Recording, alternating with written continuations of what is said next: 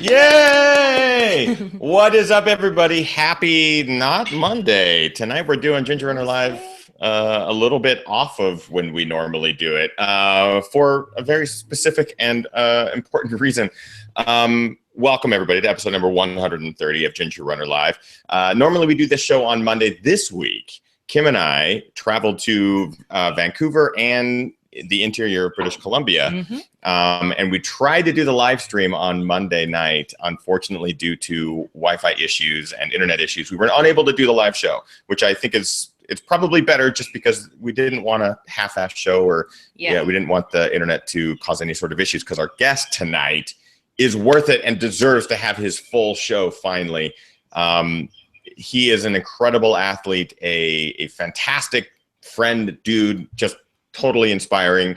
We're going to talk to him tonight about some races that he had the last couple of years at Western States. He's performed incredibly well at other ultra marathon races, but he also is this full-time doctor, and he's able to fit in training at the highest level possible and compete at the highest level possible, which is it's pretty cool to kind of see that him be able to balance everything. My guest tonight is Mr. Christopher DeNucci, and we're going to talk to him specifically about his huge win at the Squamish 50-50 this weekend, which you all know I have a very close connection to. So that is tonight's show. It was supposed to be on Monday, but he's been very patient and waited until Thursday, because now we're all back in the United States.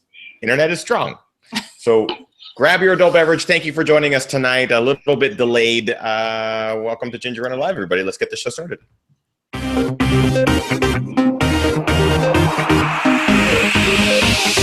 Ginger Runner. Yay! What is up, everybody? Ginger Runner Live, episode number 130 begins now. Excited to start the show now. I believe our guest is already on the line. Chris, I don't know if you have the audio coming through laptop speakers, but we can hear it. If you could turn that down a little bit. It could be someone else maybe listening to it in the same room. Yeah, let me see. Jenny, can you turn it down? Yeah, we're just getting a little bit of feedback. Yeah. Yeah. Are you guys good now? Totally good now. That's great. Yeah, because it's just a bit delayed too. So you just hear the introduction like 30 seconds later. What is up, everybody? I am so excited about tonight's show because the guest that we have tonight he's a badass. He's such a talented athlete, but he is also an incredible example of how to balance work life and play. And we're going to talk to him a bit about that tonight. Our guest is coming to us all the way from San Francisco. As you can tell, we are back in Seattle. This is our Seattle backdrop. So Kim and I are mid-travel, but Chris DeNucci, our guest tonight, just returned to his home in San Francisco. I guess outside of San Francisco. I don't know exactly where he lives. Let's give his address out tonight. We'll post his address. Yeah. But here he is, without further ado, Mr. Chris DeNucci. Yay! Hey guys, how's it going? Good. How are you, my friend? Get this working. I know. So for those of you who might be tuning in for the first time tonight, which is not our regular night, just so you know, we are Thursday. It is a Thursday live at 7 p.m. We tried to do this live show on Monday, but because this last weekend, both Chris, myself, Kim, we were all up in Canada at various locations on Monday night. And so we tried to make the show happen, but internet signals and all sorts of issues, tech issues just got in the way. So we completely rescheduled it for tonight. And I'm so excited to have you on the show, Chris. Are you back in San Francisco? Whereabouts are you? North San Francisco? Yeah, so we just flew into San Francisco. I'm actually live down in Menlo Park, which is just north of Palo Alto. So I have a nice commute. I work down at Stanford, so I can bike in about 10 minutes. Oh, that's awesome. Yeah.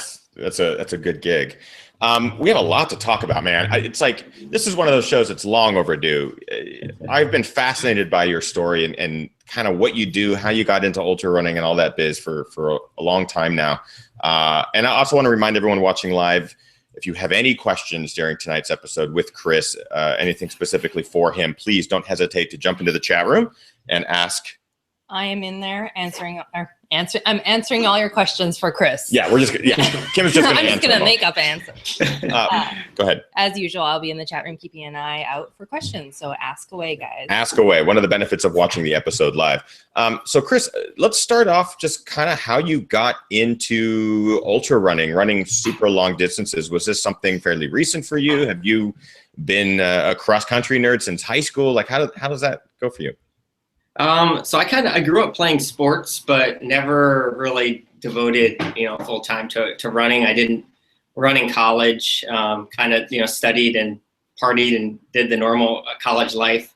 After that, so I went to med school, and then about halfway through med school, I just decided to start running after I kind of had like a big life stressor, had a major surgery, and just some things that kind of changed my outlook on things. And I decided I wanted to go kind of explore the limits of what I could do. And initially, which I don't think I want to do anymore, but I was thinking about actually running the Appalachian Trail. And that was what kind of got me into wanting to run and run longer. And after seeing Jarek and Meltzer going after that now, it's I don't know if I'm ready for that yet, but that was kind of initially some ideas to do that. And then someone's like, yeah, maybe you should run a marathon. Maybe you should run a 10K first. And so I started doing some running, and that was back in 2008, 2009, and mainly stuck to the roads until about 2013, 14, when I moved to the Bay Area.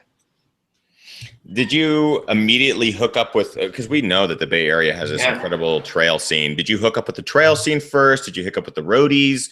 How did that kind of unfold? Because I know that I'm sure there's a great community there, and that they had to have gotten you into the trail scene at some point.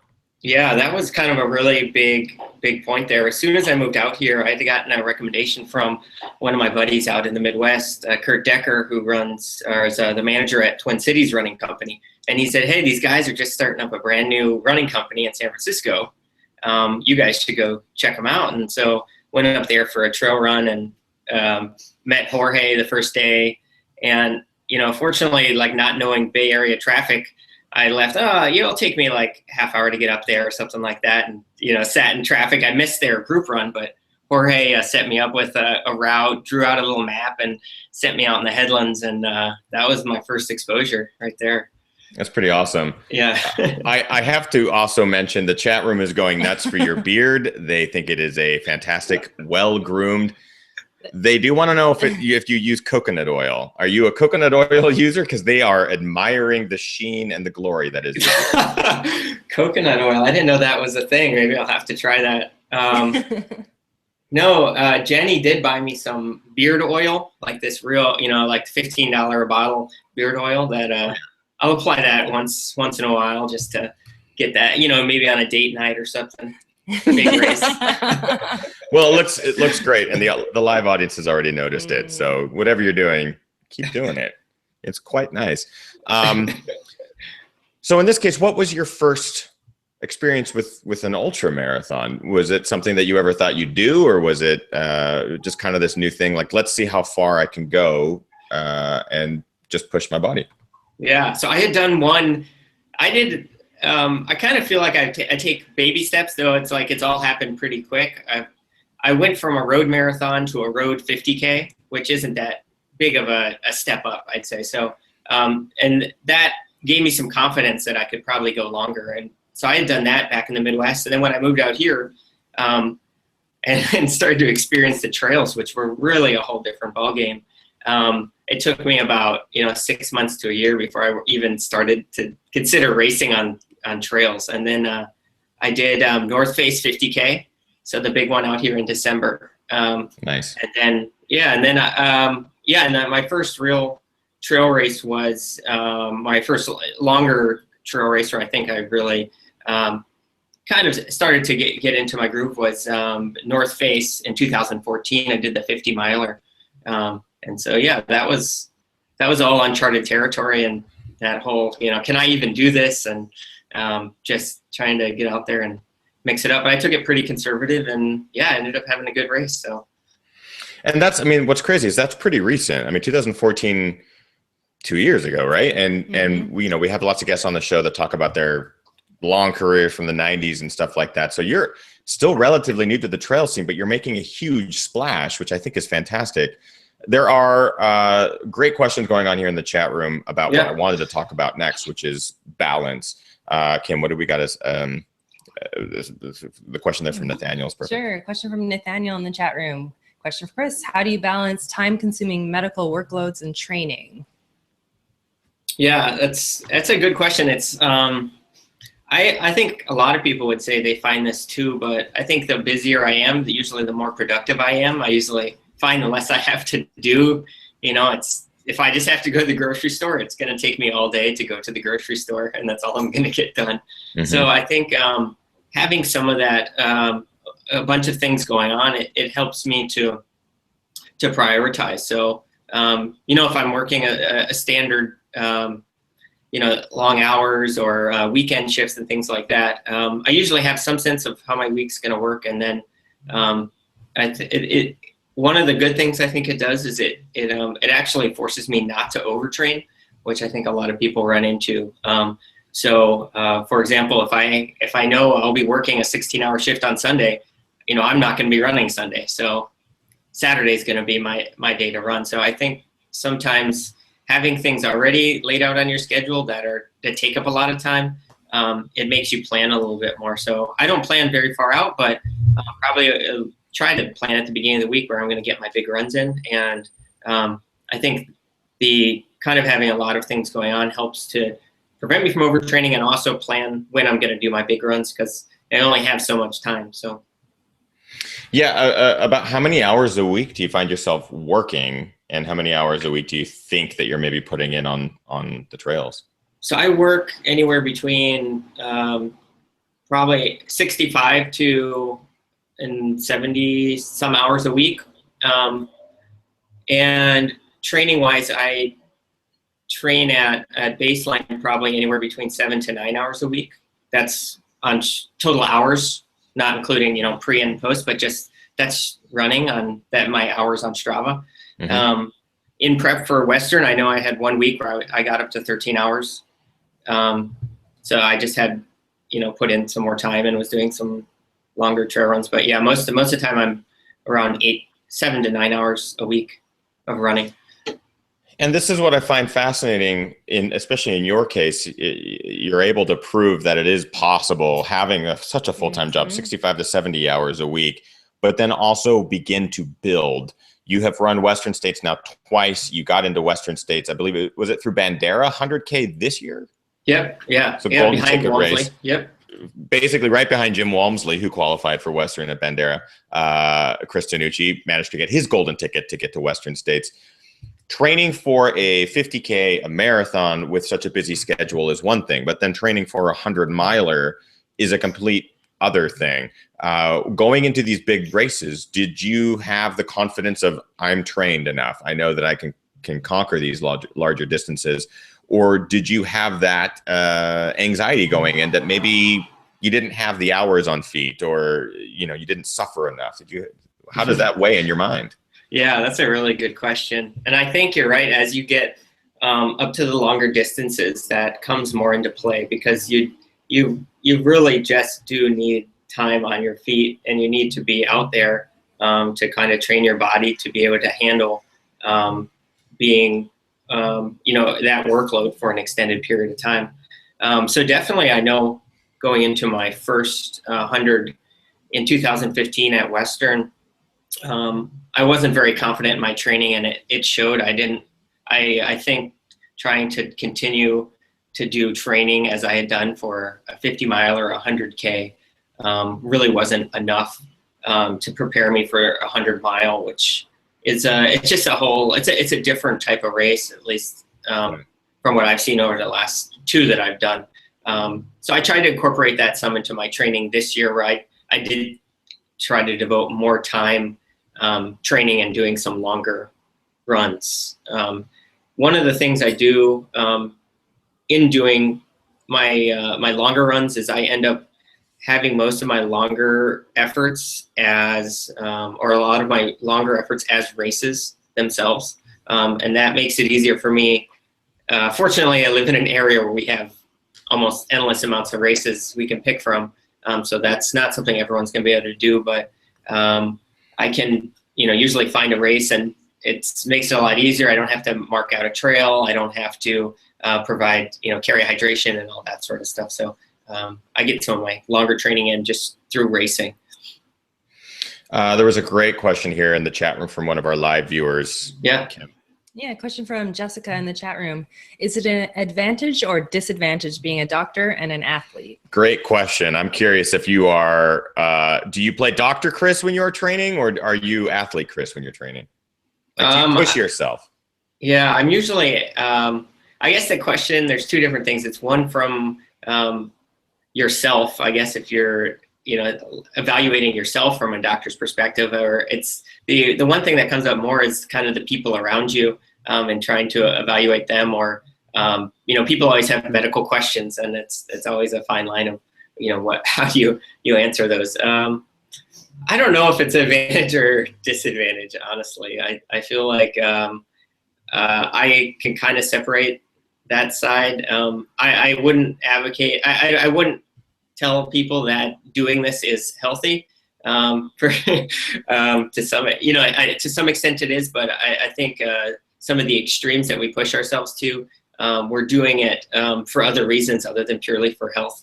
So, I think I know that myself. So, but I'm willing to do that for the benefits it brings me psychologically, and just how it makes me feel physically, and how it makes me feel in the community. So that's a good question, but I don't know. I've never really thought about it because it's always I've always come from that perspective. So. Do you take X-rays of yourself, or like, No. oh, my knee's bummed, I need to go get a scan? I think I broke my toe after Western last year, and I was on call, and I tried to go over at 2 in the morning and try to get my toe X-rayed, and they wouldn't let me get it X-rayed. So yeah, it's not that easy. You can there's a couple ways you could get it done, but I've actually never just done like kind of imaging on the side on myself. Yeah, I'm a radiologist, so that's the other thing. I'm not like I'm kind of as far as away from an actual doctor as you can get, though I'm a medical doctor. Most of my time is spent looking at MRIs and X-rays, and less involved with actual patient-patient interaction. Yeah, I remember this weekend we were talking to Chris about it, and Jenny, his girlfriend, was like, "He's not a real doctor," yeah. And I was like, "I think by having a PhD, that technically makes him a real doctor." But yeah, so you're not really interacting with patients on a regular basis. Correct? Not most of the time, yeah. And I chose to do that. You can do that in certain parts of radiology, but yeah, most of mine is, and I'll be focusing on sports medicine. So most of the time I'm talking with, in that case, it would be orthopedic surgeons and things like that. So the first 100 that you ran was Western States, not this most recent one, but the previous year. Then your second 100 that you ran was Western States this year. And how would you compare the two? Was it, because I have to say you're very consistent, and I think that's completely admirable for someone who just has dabbled into the 100-mile scene. It's like you were just consistent at both races. Everything was dialed. What was your secret? Did you go into the second one with any sort of preconceived notions or plan or anything like that? Yeah, I think for the first one, kind of how we had alluded to earlier, is this: I just wasn't trained, and as you said, I just started racing, and my body wasn't able to handle kind of all the racing that I had done before Western. And so I came in kind of tired, kind of walking that line of injury. And, it probably only took me, by the time I got to the canyons, I just wasn't really racing anymore. I mean, there's a difference, I think, between racing and running, and I could continue to run, and had great support out there, and I didn't want to, let them down. So I finished that race, and but it wasn't kind of the performance I wanted to have. But it gave me a lot to learn from, and I think that's one of the big fun things I find in ultras, and you've talked about this all the time. It's just what you learn about yourself and the lessons you get from each race you do, if you're open to taking those. And we can probably move this conversation into the 50-50, which was fun, exciting, sort of big learning experience for me, because I'd never done anything like that. But yeah, then coming into this year's Western, I wanted to be fresh mentally, because I think that's a huge part of racing. I wanted to be healthy, because if you don't show up healthy, it doesn't matter how fit you are. And then I spent some more time doing heat training in the sauna, and I spent more time, like I said before, on my feet and trying to get in a little more climbing, because I think that's where I'm the weakest. And so I just tried to target my weak points, and was ready to race mentally. And yeah, I had a 2-hour faster finish this year than the year before, and had again, amazing support crew out there and pacers, and it's such a team effort, which is another big fun part about this racing, at least for me. And hopefully I get to pay these people back, because I know it's hard. It's hard being out there crewing and pacing and doing all that for other people. Free medical services, that'll go a long ways. Yeah. Free, send me your MRIs. So what did you end up placing in 2015 in Western States? In 2015? Yeah, I finished right behind Magda, and 21st place and 20th male. And you improved your time by over 2 hours in 2016 to finish 9th place. 9th place, top 10, basically guarantees Chris DeNucci a spot to come back to Western in 2017. I'm assuming you accepted the invitation? Oh yeah, I'll be there. Yeah, no doubt. I learned a lot again this year, and there's a lot more places to improve. So yeah, I'll be ready. I'm excited to get back. If you improve another 2 hours, you're going to beat it. You might as well just win it. You might as well just keep rolling. I think this is a great transition into one of the main reasons I wanted to bring Chris on this week, because it's fresh in our minds. Kim and I made a surprise trip to Vancouver and to Squamish this year. Mm-hmm. Squamish is an incredible location just north of Vancouver, British Columbia. It's riddled with some of the most amazing, beautiful, lush, technical, gnarly trails that you could ever get your feet or mountain bike tires on. Mm-hmm. Most of them are mountain bike trails. But many of you have seen the Squamish 50/50 film, which I did a couple of years ago, which was the second year that I ran at Squamish. The first year I just ran the 50 miler, and it completely destroyed me. I had no idea what I was getting into. So the next year I was like, screw it. I'm going to try to run both the 50 miler and the 50K, which are back to back, Saturday and Sunday. And you can go watch that. It's a wonderful display of how to completely blow up the first day, but then have a blast the second day. But we've made it a tradition to go back every year, and luckily Kim got her green card this year just in time, so we were able to go up. Yay! We were able to surprise everybody there. No one had any idea that we were coming, including Gary, the race director, and his wife and wife Linda. So it was amazing to surprise everybody. And Chris didn't even know that we were coming up. I think the first thing out of Chris's mouth when we saw him, because he had just finished the 50 miler, it was like, "Hey, Chris, what's going on?" He's like, "Oh man, this was fucking hard." And it was validating, because I feel like you do something like the 50/50 and you go, "Man, that was really hard," but then other people come up to you and go, "That wasn't so bad. I got it done." Yeah. Not saying that people really did that, but Chris, who's just a badass runner, saying that was really difficult. I don't know how I'm going to run the second day. It made me feel better about myself. So Chris, let's talk about this, because you had one hell of a weekend this weekend, like in the best way possible. Why did you sign up for the Squamish 50/50? And how was all the training leading up to this? Did you do anything specific? Before we get into the race stuff, like why Squamish 50/50? Oh gosh, I think honestly I had signed up for it. I'm trying to put it in order if I had seen your video or not, but I can't remember if it was related because of your video or if your video just further inspired me to do it. But I had been signed up when I first met you at Gorge in, was that 2014? 2014. Yeah. Yeah. And I met Gary Robbins there, and I'd said like, "Hey, I just did Gorge, and I'm signed up for your race. I don't know if I'm going to make it." I'm like, "Man, this course at Gorge, man, it was so technical." And he's just started laughing and said, "Oh, if you think this is technical, yeah, you should come out and try mine." And so I didn't end up making it that year, but that kind of when I said, he's like, "Well, if this is an 8 out of 10, I'll give mine 11 out of 10." So it kind of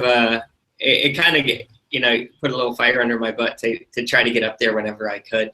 And so actually, yeah, Jenny and I both signed up, and we're gonna wanted to come up for the 50-50, and I thought the 50-50 would be one of these learning experiences, because I honestly don't even really do back-to-back big training runs. Not for any particular reason. It just never seems to fall right in my schedule. But I just had no idea how my body would handle this. And then I looked up and I saw Michael Wardian had the record for it. And so I was like, okay, that would be something to go after. This, Michael Wardian, the king of doing crazy things. If I could, do something that like he's doing, then, I'd be having some success. So, yeah, it just got me excited about it. Yeah, it was all I was cracked up to be and more. Did you do anything specific training wise, like in the Bay Area? Did you try to seek out the most gnarly trails, or did you do a stair climber in a gym? What specific? Yeah, so I think I was going a lot off of my Western States training, which was from June. And between then and now, I had taken some time off and just wanted to make sure my body was coming around. But there is about a 4 to 5 mile section of trail in the East Bay, in the San Francisco area, which is called the French Trail, which is kind of one of our more technical trails. And I went out there and did that 4 times. So out and back on this 4 mile section of just kind of gnarly trail. And, I think Ethan's getting to the point of, most of the stuff I'm used to running on here is just completely buffed out, perfect. Footing is great, and you got a little rock here and there, but nothing like the stuff that you see at Squamish, which is just much more aggressive on the ups and downs. I think aggressive is a good adjective. Yeah, it's just intimidating at times too. Even just us going back and running a little bit of it this weekend, it's like, oh yeah, I kind of forgot that some of these trails you're just going, why? Like why? We have this great question from the live audience. Again, if you have any questions for Chris during this whole talk with him, please chime into the chat room here. Kim is pulling your questions here. What do we got? A question from Kimosabi75. How quickly did you get back into training to prep for Squamish 50-50 post Western States? Yeah. And did you do anything differently to recover from Western to get yourself primed and ready for Squamish? That's a really good question. I think it's a really important question. And I think Ethan and Kim, I think we touched on this a bit too, is that, doing these races it's not normal. And they are huge stressors on your body. So I think that's one thing, I guess, coming from the, medical standpoint, is that we have to be really careful with giving ourselves enough time to recover. And so, after Western, I usually will take off at least 10 days, or I might do some hiking, nothing strenuous, nothing that's going to really get my heart rate up, but just enough to keep my body moving. But I'll take off at least 10 days. And if I go run on that 10th day and I'm not feeling it, I'll take off, some more. So I'm really careful about how much time I take off after events normally, just to give myself time to recover. Probably partly from the physical standpoint, but I think there's some other physiologic things that need to come around, and mental aspect of it, because they take a lot out of us from a mental standpoint too. Other than that, so I took about, I think, 14 days off almost after Western, and then kind of started to build back up a little bit. Got out, probably did some pretty easy trail runs.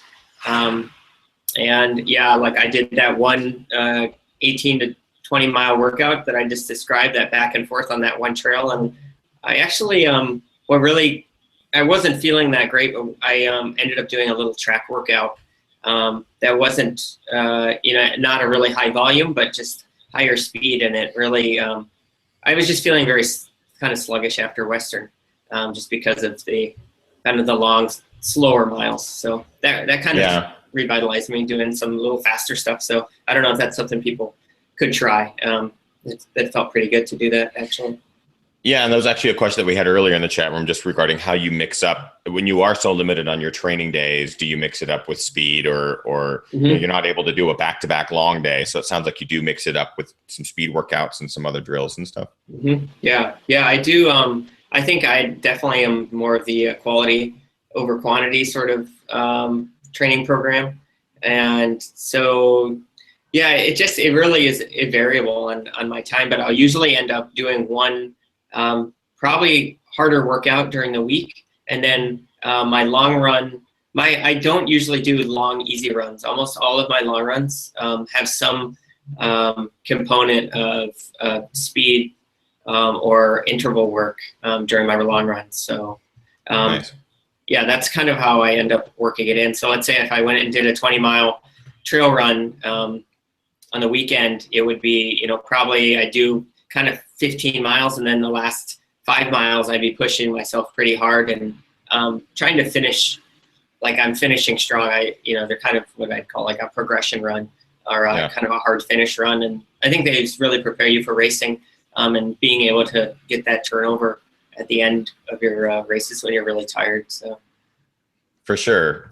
Good specifics too. I know that the live audience would loves hearing that kind of stuff.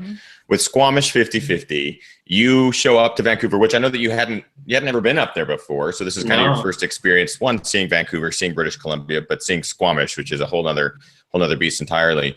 The first day, let's kind of walk through this race, because I know the race forward and backward. I know a lot of people who might be viewing are familiar with it. I know Kim knows some of those trails, but some people might not be familiar. Yeah. How did this race play out for you? What were the elements of this day that were challenging? And what was your, do you have any expectations, and how were those met? Let's kind of start at the beginning.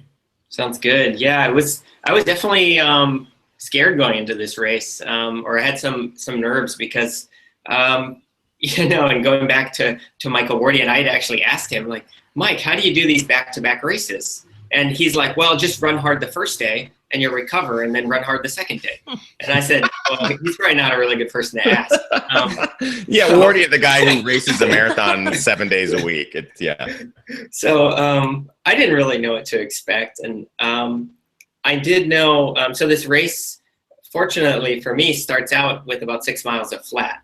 And so for me, I showed up at the starting line, and I said, what I really need to do this weekend is run, use the, the skills I have, and push harder when I can utilize those. And then on the sections that I'm not as comfortable with, just have that be what it is. And so in the beginning of the race, I went out pretty fast, and, was probably in first or second through mile 7, but running pretty comfortably. So I wanted to build up some time. You run through some trails, but everything's flat, and you run through a neighborhood, and then you get into some kind of rolling technical stuff before you have a really big steep climb.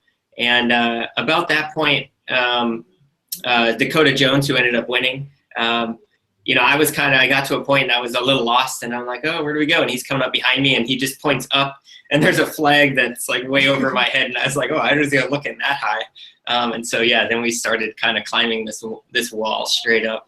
I remember, by the way, I remember this wall. Yeah. It is, if you watch the 50/50, it is the exact moment I started feeling like shit. Exactly. In that first day. Like, if you look at the video footage, that is the wall that Chris is talking about. It is a rock face that you end up just kind of climbing up and over. It's a terrible moment. Yeah, exactly. It was the exact same spot. Yeah. So, and so that's right there. So then a few guys started to pass me through there. A lot of locals, which was cool, because we could kind of chat up.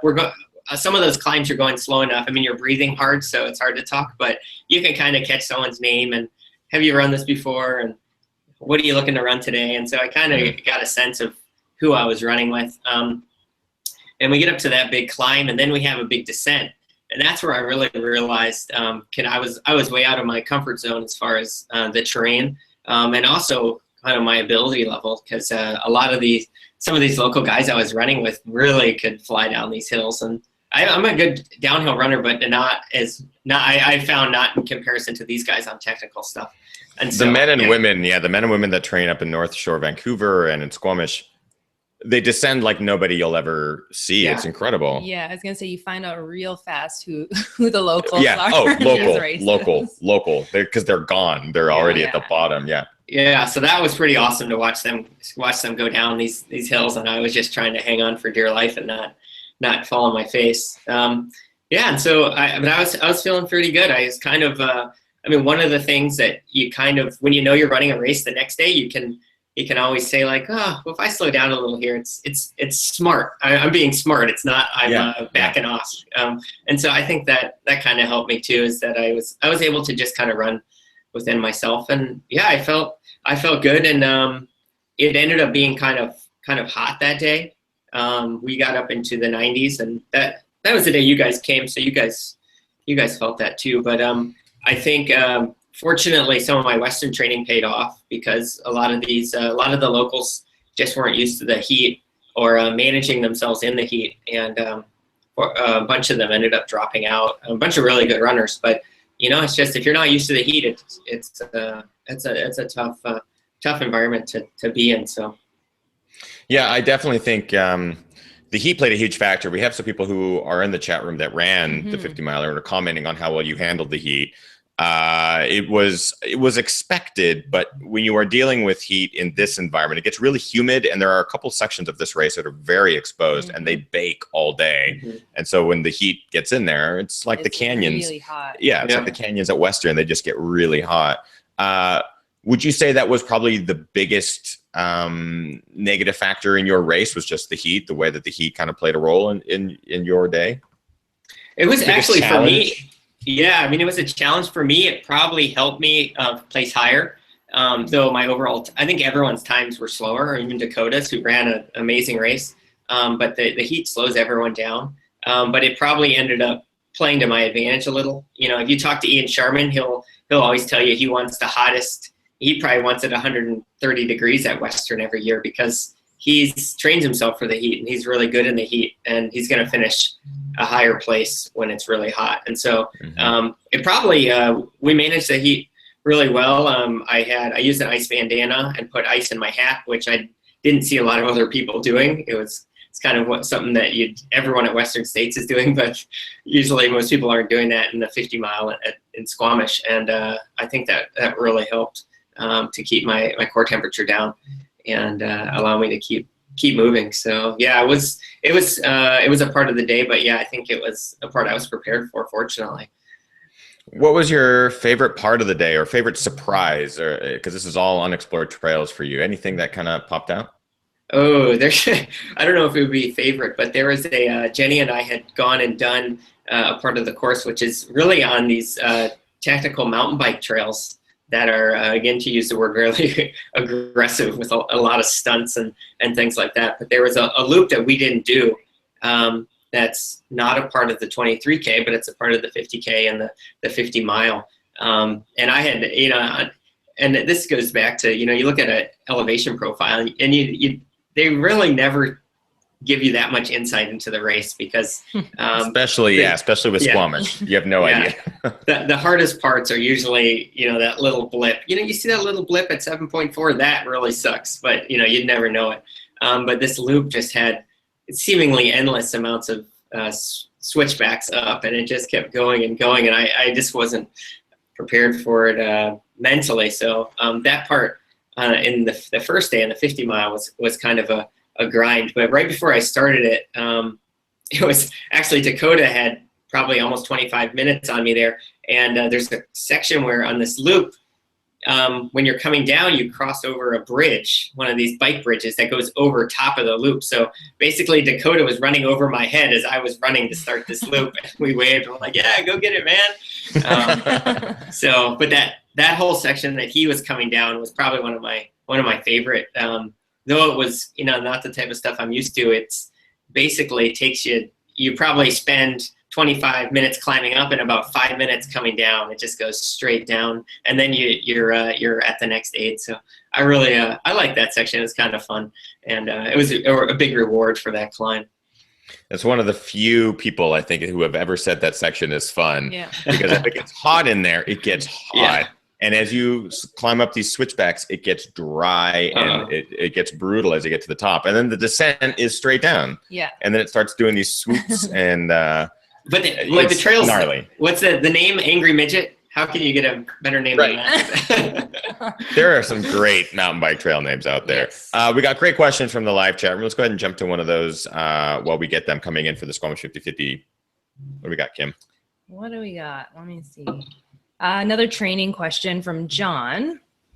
Do you train inside or outside mostly? John has a radiologist ultra runner friend who trains mostly on treadmill. Do you ever hit up the treadmill? Oh, nice. Good question.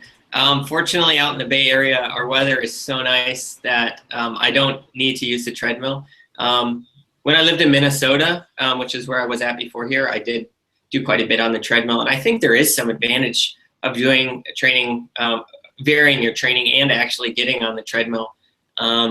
So I think one of the things is just the mental aspect. The last time I got on the treadmill before Western, I was like, oh, I'll just go knock out I was going to do some sauna training. And so I was at the gym already. I'm like, oh, I'll just go knock out 10 miles on the treadmill and then jump in the sauna. And I got to about 6 miles, and that was all I could take on the treadmill, which it just told me something that, mentally I was not used to just the kind of the drudgery of hitting the treadmill. But I think a lot of people use it, and you can use it to your advantage because it's a grind. It's not you're not getting all the pretty views of the ocean and the big redwoods. You're staring at a blank wall or a half broken mirror, and the fan's like not blowing on you quite, and you're getting hot, right, and someone didn't change the channel, and all that bad stuff. I think that those sort of things toughen you up, and that's kind of what the sport's about, is being able to handle being uncomfortable. Being comfortable, being uncomfortable. Yeah. And transitioning from that, was there any point in the last few miles of the first 50 miler Saturday's race where you were uncomfortable, or did you take it easy enough the first day where everything was kind of still within your wheelhouse? Yeah, so that's a good question too, because I was so I came into, there's an aid station called Quest, which is at, I believe it's the university there. And, yep, mile 31. 31, so it's a 50K in.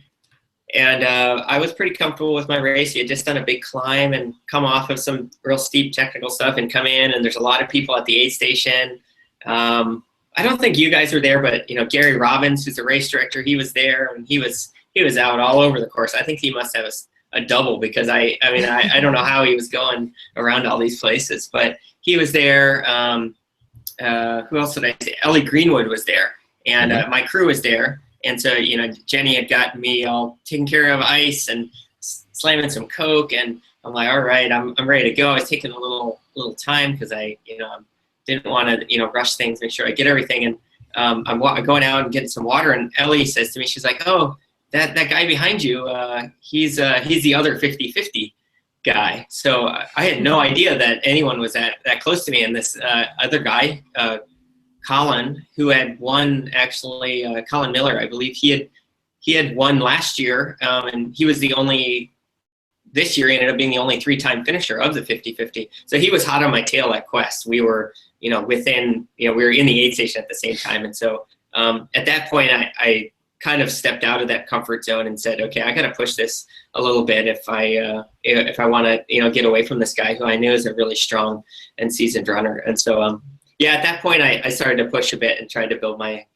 a lead back up. But yeah, I was definitely uncomfortable finishing, and that's at 31, and then still had 20 miles to the finish. So I think the last, and you guys had just done it, but the last section of the course is also one of those that it doesn't look like anything on the profile, but it's real punchy and pretty slow because it's twisty, turny, and a lot of ups and downs. And so that last section, I was just kind of praying for it to end at some point. Yeah, you get real turned around in there. The Mountain of Phlegm, there's 2 mountains there, and you get real turned around because you end up doing switchbacks and then going around another mountain and then going down into a valley and up another mountain. And so by the time you actually get to Mountain of Phlegm, which is the last climb, because you basically summit out and you can kind of see the view, you are already confused as to where you are. So it's a game. It's a mental fuck that it does with you at the end of this race. And then you're not even done yet. I mean, you still have like 3 or 4 miles, stairs straight down and all that kind of stuff. So at that point, did you know that you had because you're running 2 races simultaneously. You're running the 50 mile, but you're also running the 50-50. Yeah. Did you have any notion as to, I want to place well in the 50 miler, or did you have the game plan of, I want this to be the weekend. I want to be the 50-50.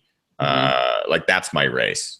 Yeah, I really wanted to get Mike Wardian's record. So I had kind of some splits written down as what I could do. And I knew I was off of that.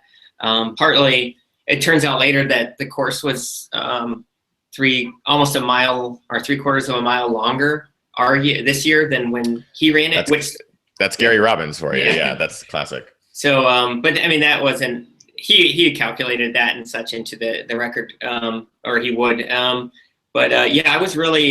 I wanted to have it the weekend. So wherever I happened to place at the 50 mile was just going to be kind of where I placed. So I wasn't really running for placement there, but the only feedback I was getting was where the other 50-50 guy was. And he seemed like he was kind of anywhere between 2 to 4 minutes behind me throughout the race. And I think maybe I got him by like 10 minutes by the end of that first day.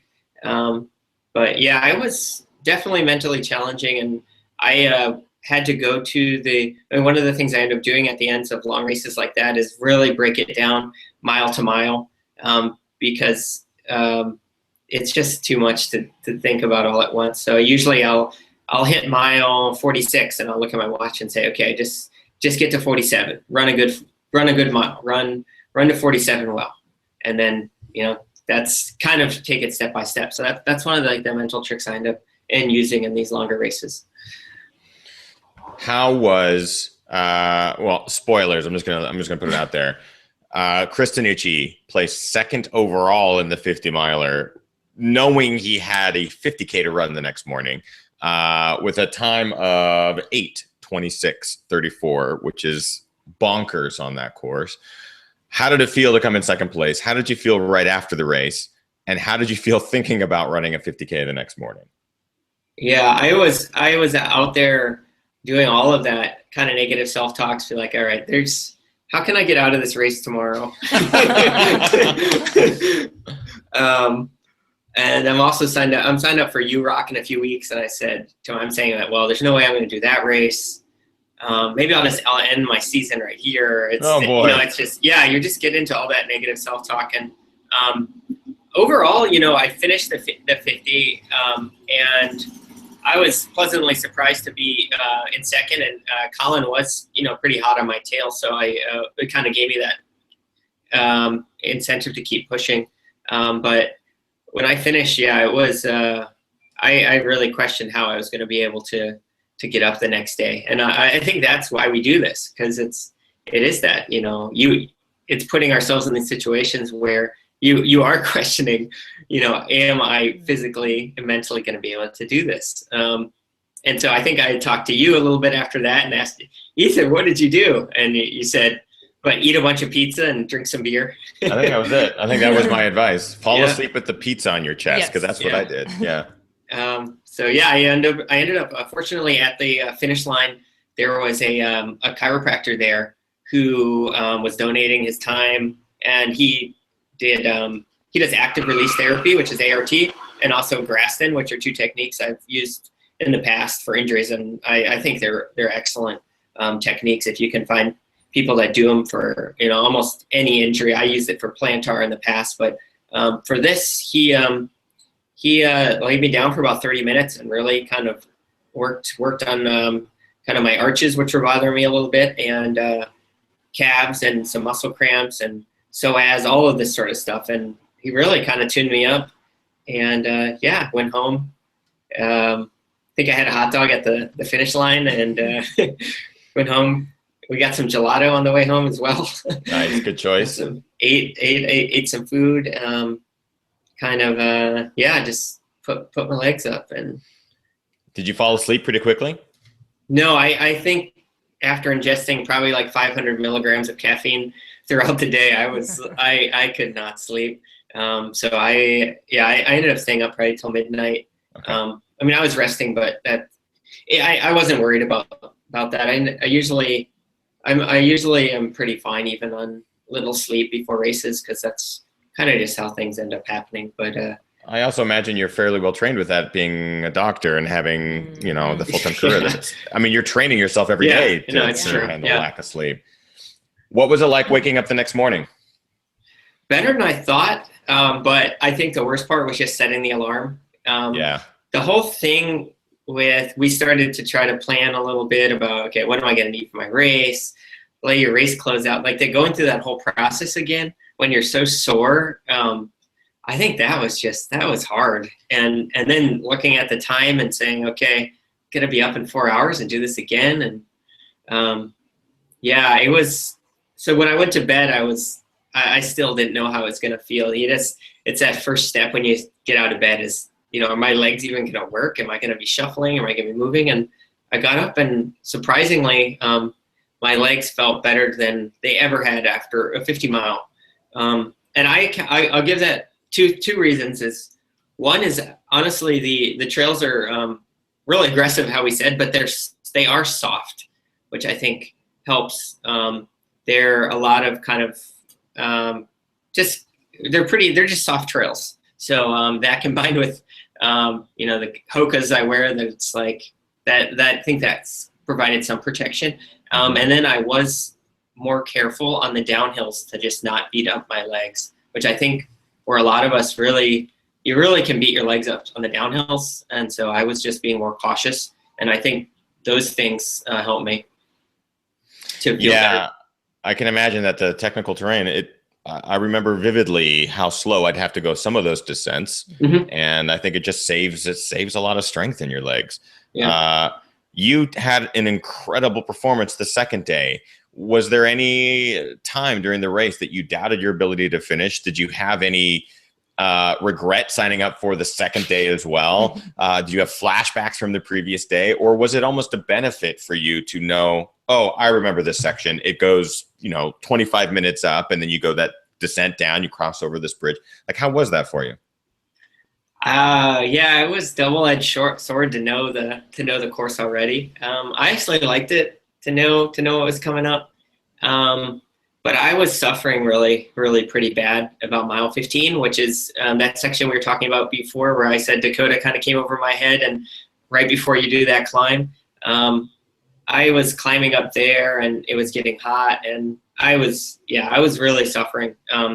So it was hard. I think this is something when I finished the end of the day, I didn't know if I wanted to do it again.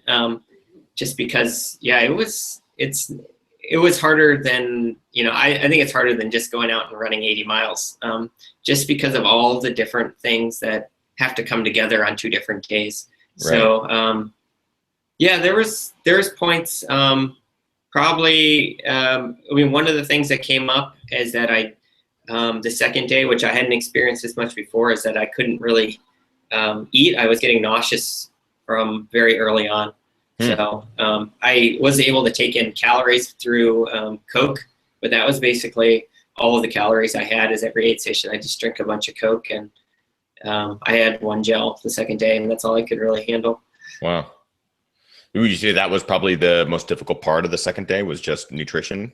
Yeah, I don't know. My body was just kind of rejecting the the idea of running that much the next day. But yeah, I felt really nauseous from early on, and so that was something I had to kind of change my game plan. I didn't, I was carrying gels and shot blocks, and I just couldn't take them. I basically I ended up at the last aid station just filling up with Coke in my bottle and taking that and dumping out. I couldn't even take, I could take sips of my Tailwind, but that flavor just wasn't going down well. We, both Kim and myself, opted to jump into the 23K because there were some drops from that race, so we were able to jump in last minute, and the knee is feeling great, which is fantastic news. But we were like, let's just take this easy and enjoy this course. It's the one distance of this race that we haven't run yet. Let's just enjoy it. And it was awesome. It was so great to be able to run this course and not suffer.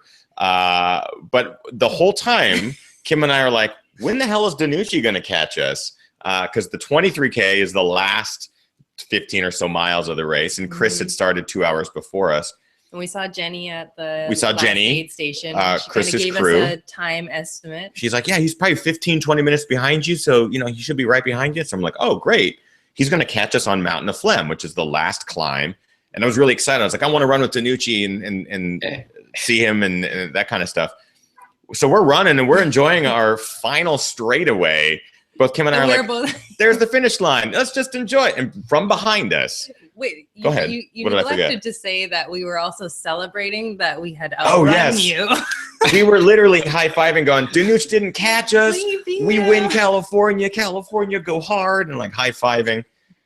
The straightaway to the finish. You can see where you turn into the finish line. We just hear this, Ginger! And we turn around. And it was both amazing and also like, son of a bitch. Yeah. DeNucci comes screaming by. I don't know where you managed to pull that pace out, but on the final straightaway, he's just like, hey guys, bye guys. Yeah. And just takes off, finishes, I don't know, 60 seconds in front of us or something.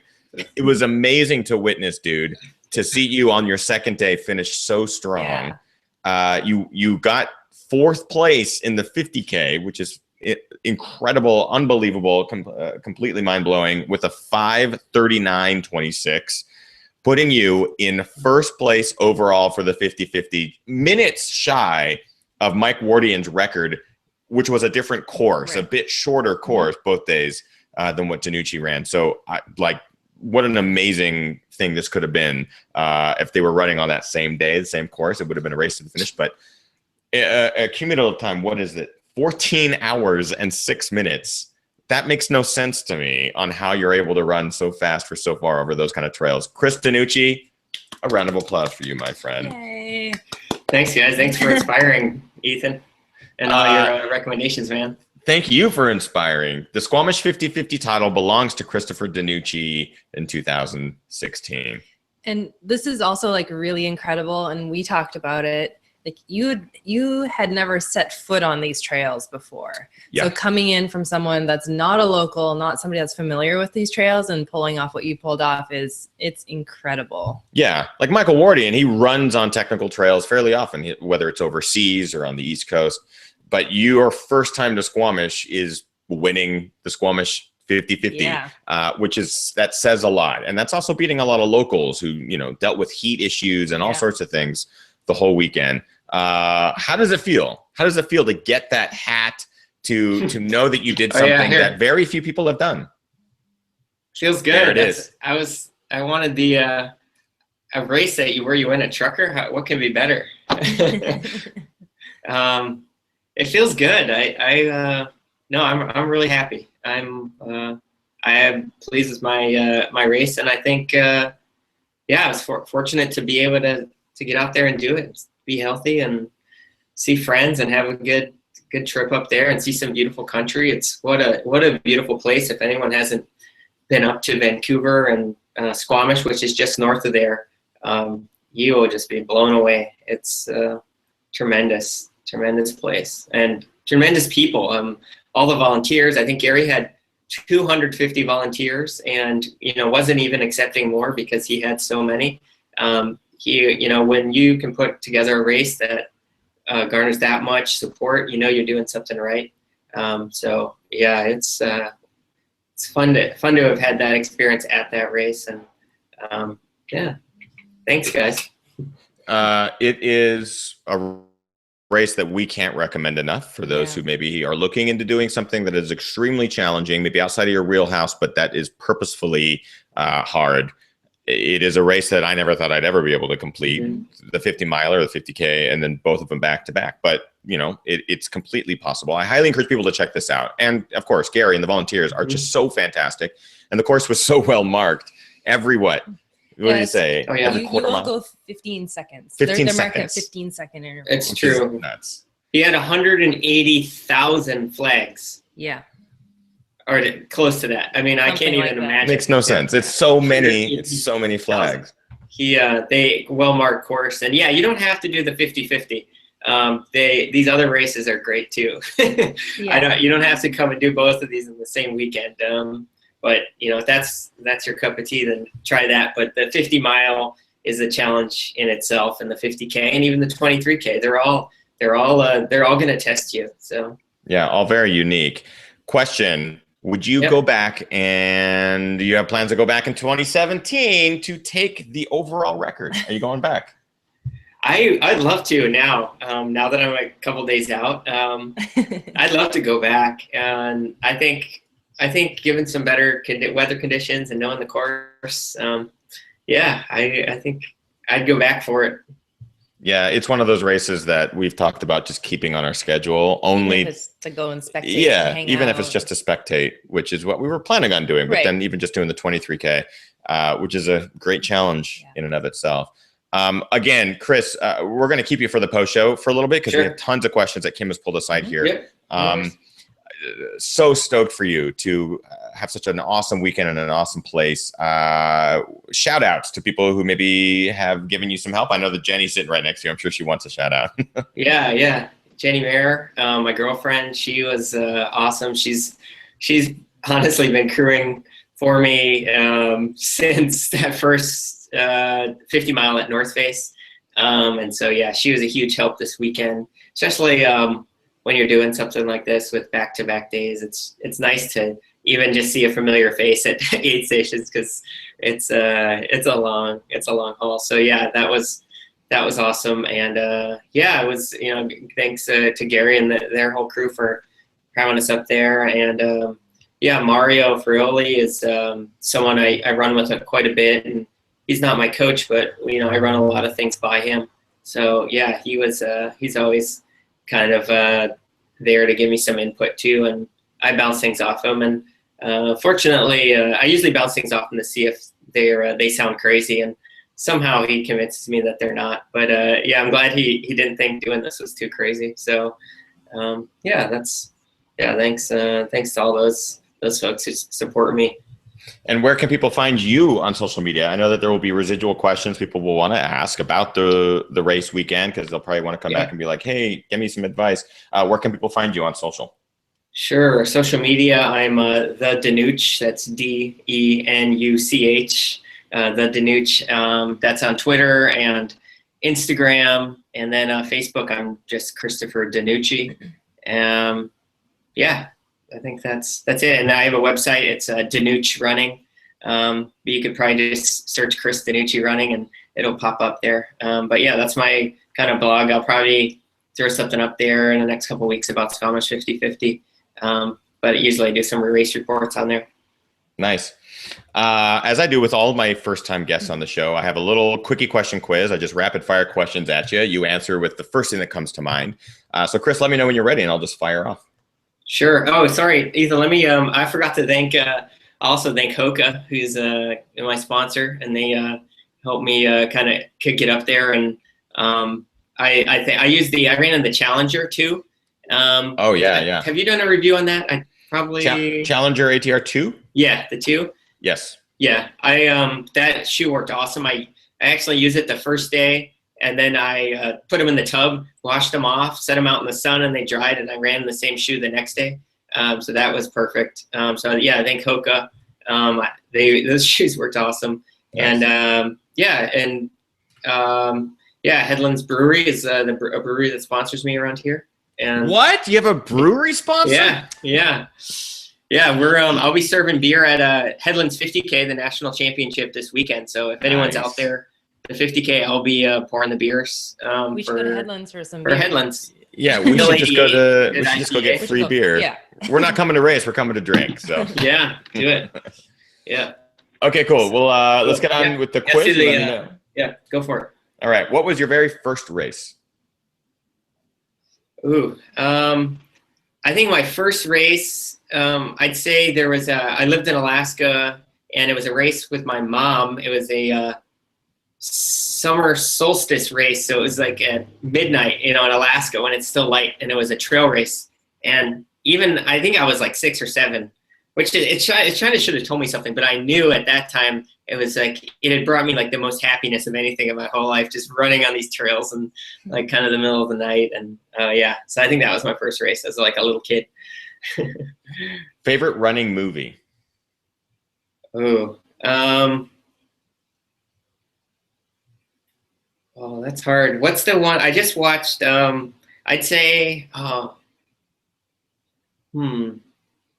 it be like like it has to be like a legitimate movie or like a YouTube?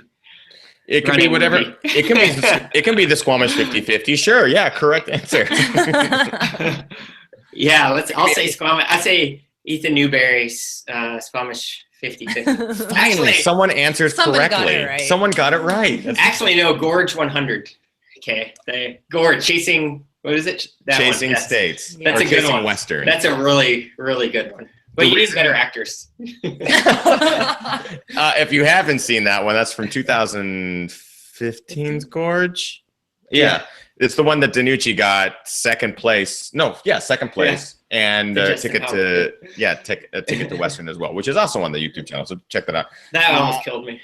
What is your favorite place to run currently? Oh, favorite place to run? There's a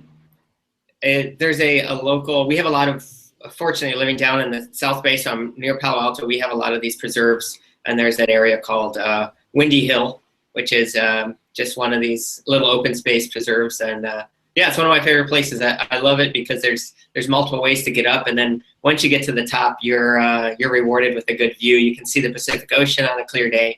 You can see Mount Tam. You can see the San Francisco. You can see Diablo. You can see everything. So, and there's no one's ever there. So I like that. I like being out there. It kind of feels like our own private little park down here. What is your bucket list race? Oh, bucket list. We were talking about Squamish 50-50 used to be it. So I'll have to check that one off. I think maybe I've gone back and forth on this, but Mount Marathon in Seward. I think that might be one. The problem is that they're definitely outside my comfort zone, and I don't think I do that well there. And you'd probably be risking your life to not do that well, but it would be that would be a fun race. Otherwise, it's there'd probably be like something like the UTMB, but who knows? Also, big shout out to everyone who is running UTMB. Yeah. Very, very soon, as a matter of fact. There's lots of races. CCC coming up. Yep. We have a lot of people, former guests of the show that are there now, getting ready and primed and ready to run. So much love and much love. I was going to say kisses. Much love and kisses to them. Hopefully we'll get some of them on in the coming weeks as they come back to the States. Chris, what is your guilty pleasure TV show? Oh, guilty pleasure. We've been so Netflix ends up working the best just because time-wise. So, what do you think? What? Guilty pleasure TV show? Which one? We've been watching Heroes. I don't know if that's considered. Yeah, that'll work. But I had never seen Lost, so we finished that one off.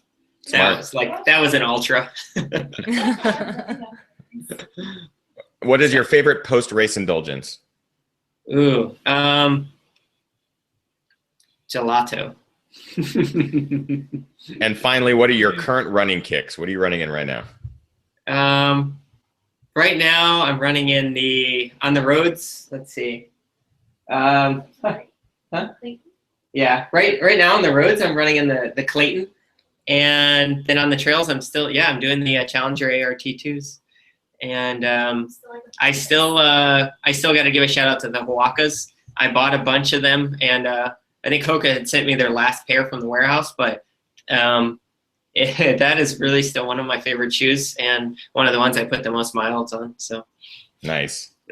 And that is it for the Quickie Question Quiz. Congratulations, Chris. Once again, the Squamish 50-50 2016 champion. We are going to keep Chris just for a little bit longer. We have tons of questions that were asked in the chat room that we're going to ask here in the post show. Before we move on to the post show, of course, a big announcement happened on last Friday. We announced it before we headed off to the Great White North. And that is, for the very first time in Ginger Runner history, we are doing a virtual run. I am very excited about it. It's something that I've been wanting to do since day one. I just didn't know how or if it was even feasible. Mm-hmm. But basically what a virtual run is, it is a run that the world will do on the same day. Anyone who participates can do it wherever and whenever they want, but it has to be on the same day. But you get to choose your own route. So rather than everyone show up at one location and run this set course, you get to choose your course, whether it's up a mountain or down the road or through town or, you know, whatever you want. It is called the GRVR, the Ginger Runner Virtual Run, and you can register right now. Registration will close September 5th. There's 3 different ways you can register. You can either, if you are a dude and you want a t-shirt, you can register to get the male t-shirt or to get the woman's singlet or to just have the digital download version where you don't get any swag. You get entered into the contest. There will be awards for various prizes like the most distance ran in the virtual run duration, which is 120 minutes, the most elevation gain, the highest point, the most donut shops visited over the course of the 120 minutes. Lots of fun stuff. So it's not just for fast people or really talented mountain runners, it's for everybody. There will be more awards unveiled in the coming months, but please register. We are really looking to get as many people as possible across the world registered for this thing. So go to gingerrunnerstore.com and the registration is right there. Closes on September 5th. That's pretty much it. That's my plug. And of course, if you want to help keep the lights on and the mics hot here and help this show continue to run, go to patreon.com/thegingerrunner. And for as little as $1 a month, you basically make everything happen. That's pretty much it. We're going to move into the post show. We got tons of questions for Chris. Thank you guys for tuning in live tonight. Not our regular night, but a freaking great show. Chris is just super inspiring, and I'm really excited to finally have him on. Yes. So we're going to ask more questions of Chris DeNucci right after this. Am I missing anything? I don't think so. Big shout outs to my homies. I feel like I'm forgetting so much. If I am, I'll maybe remember in the post show. I think it was the shout outs to your homies. Oh, got it. Yeah. Homies, shout out. We'll see you guys in the post show with more Chris DeNucci right after. See you guys.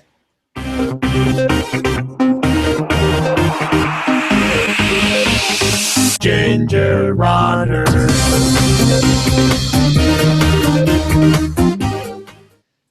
Nice. All right, Chris. So we have tons of questions for here from the live viewers.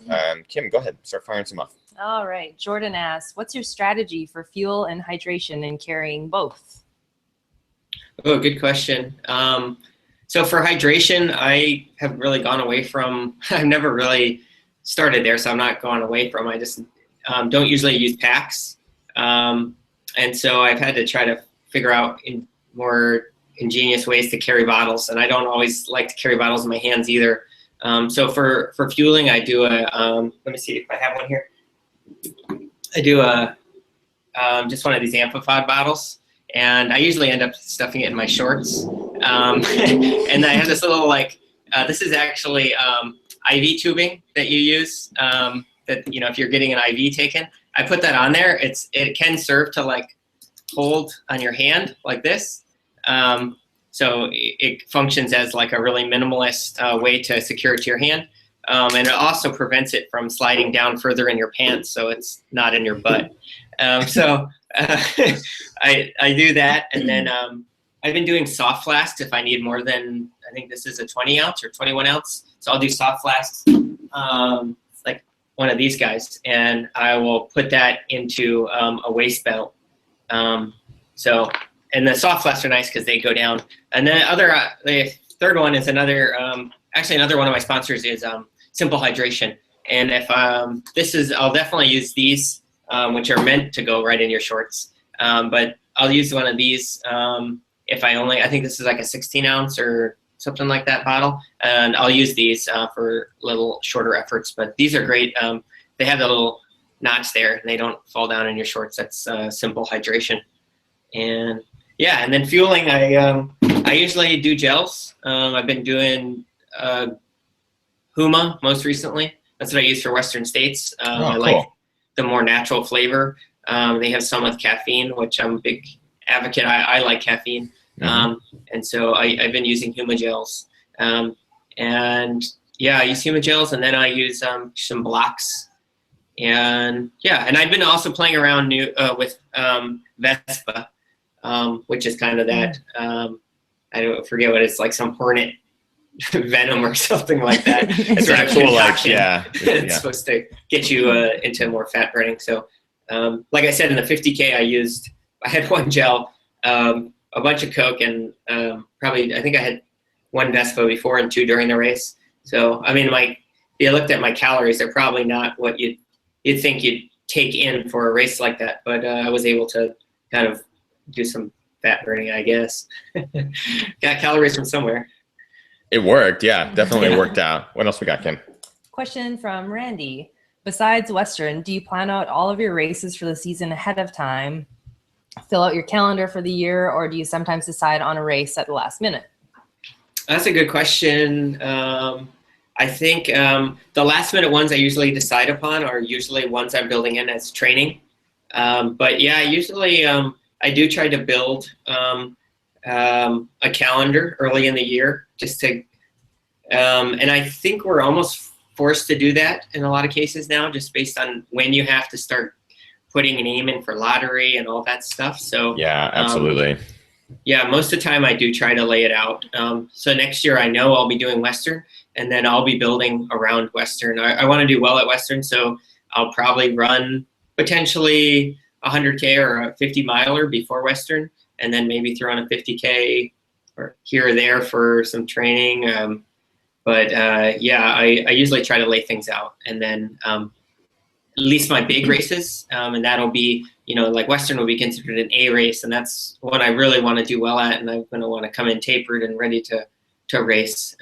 But yeah, some other races may pop up, and they may be kind of B or C races that you're just getting out there to do some training or get experience racing, which is just as important. Getting experience doing that mentally, getting into the line, having all your stuff ready. So when you look down, you're not 5 miles in and say, oh yeah, I forgot all my gels.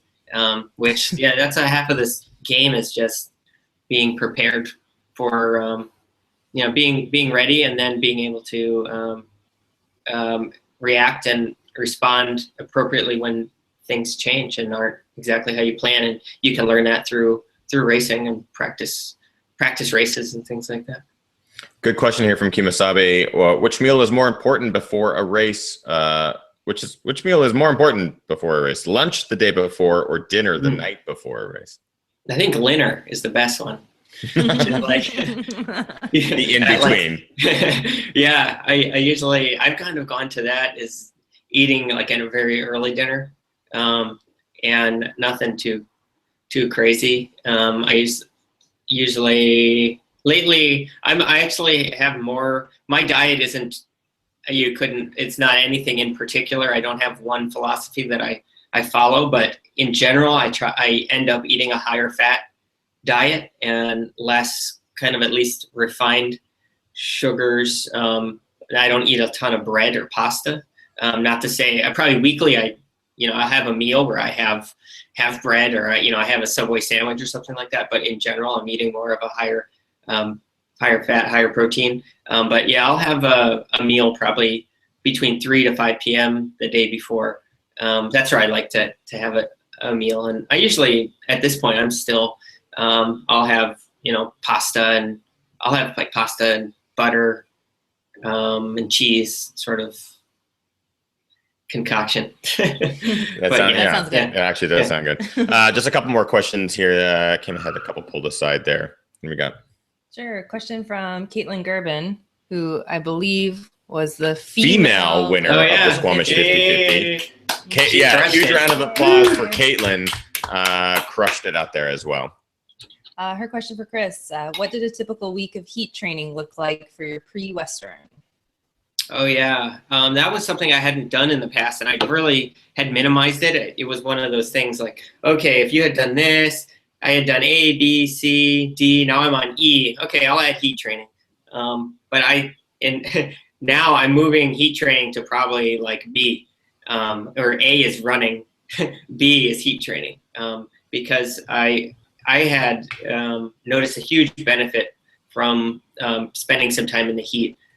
Fortunately, I took my radiology boards 2 weeks before Western States this year. So which was kind of unfortunate timing. But the fortunate part was it was in Tucson, which is like the face of the sun.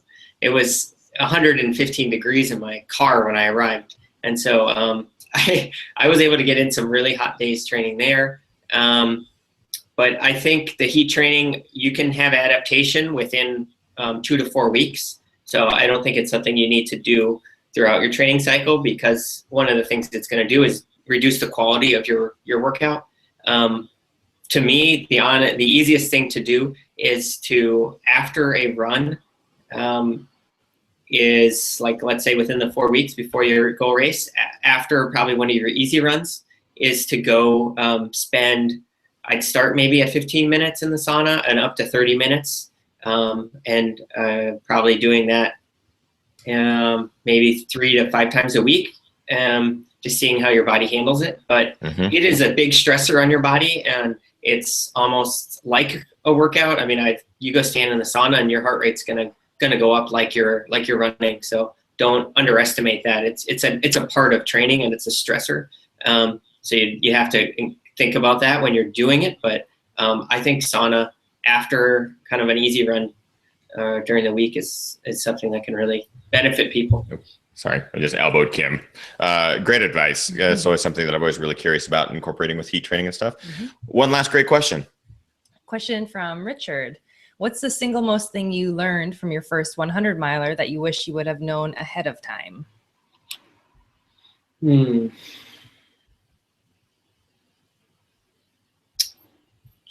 Well, we already kind of talked about heat training. 100 miler. I think the big thing is, I guess, having alternative fueling plans. For me, I really, once I get to about 60 miles, I just have a lot of trouble eating. And maybe that's what happened at 10 miles into the 50K on Sunday. I think, and you probably can learn that through doing maybe 100K races and trying to figure out what's something else you can move to. But I think the fueling thing is one of the hardest parts about the 100K. Is it really ends up being an eating race. You see all the guys that do well, they are all people that can eat, and they can keep eating, and they can keep running because they kept eating. And like Ethan's video, you can watch what happened to Sage at Western, is that, you know, once you can't take in calories, no matter how fit you are, you're going to be, you know, sitting out the side of the trail. So it's a fine balance. And this year at Western, the biggest thing I did to help me be able to keep intaking food is to keep my effort level down. And I used heart rate this year, but I was able to kept my heart rate down way lower than I thought it would be. I was in the 120s for a lot of the race, which is, I was thinking I'd probably be in the upper 130s, low 140s. But by doing that, keeping my heart rate low, I was able to keep eating. So I think that the fueling stuff is huge for 100, and it's practicing it, and then also maintaining a lower effort early so that you can keep eating for longer. Great advice. Solid advice. Man, it's awesome to have you on the show, Chris. I'm really impressed and inspired by you. I think you're doing some really incredible things. You are making a name for yourself. I think this is just the beginning. And you're a doctor, so any additional doctor services you can provide, what does that mean?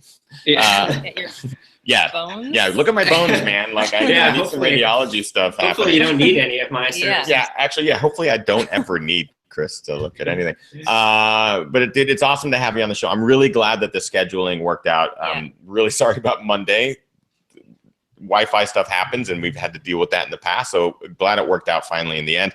And of course, to everyone watching live and sticking around for the post show, thank you guys. Awesome to have you all here. If you have any more questions for Chris, don't hesitate to follow him on social media. It's at the DENUCH, DENUCH, pretty much across the board. Chris DeNucci, which is in the description of the video as well as the title of the video. So you can Google search him. There's lots of stuff that you can find about him.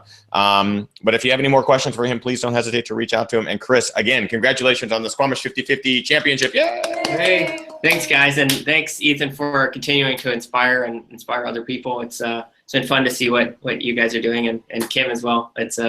It was awesome to see you guys. It was like a big bright spot in our weekend for Jenny and I both, to see you guys kind of prance through the finish line. And I thought I was hallucinating when I saw you guys after the 50 mile. I was like, I am not doing the 50K tomorrow because I am seeing things. Yeah, it was weird because Kim and I were thinking, oh, we're just going to run down the finishing chute like we're running the race and surprise Gary, because he's always there hugging everyone that finishes. We run down the finish chute, and by the time we get there, we go, Gary's not even here. He's giving the awards out. We are interrupting the award ceremony. So we're like, screw it. So we run through everybody, jump over DeNucci and Jenny, who are sitting on the ground, like just trying to get rest and relaxation. And we interrupt everything. It was very inappropriate. It was very inappropriate. It was pretty funny for us. Right. And I filmed it. So maybe someday we'll show that video. But that is it for tonight's show. And Chris, thank you also, you and Jenny, for supporting us on Patreon. Yeah, of course. It's always, that's what's always really crazy, is like the fact that people support us and help us basically make all of this happen. It's really fantastic.